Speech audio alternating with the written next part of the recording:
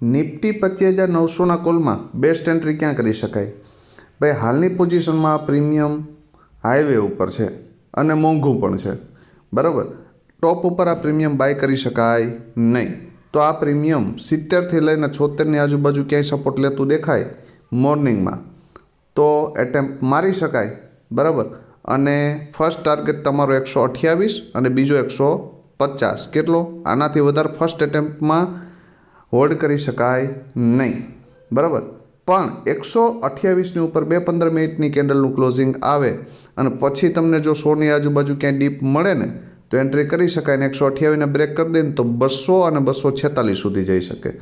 Second possibility કે મોર્નિંગમાં 76ને નીચે break કરી દે તો આ પ્રીમિયમની જગ્યા છે ભાઈ 28થી લઈને 32-33 સુધીમાં ક્યાંય પણ સપોર્ટ લેતું દેખાય તો એન્ટ્રી કરી શકાય. અને 76ને બ્રેક કરી દે ને પહેલો ટાર્ગેટ તો 128 સુધી જઈ શકે.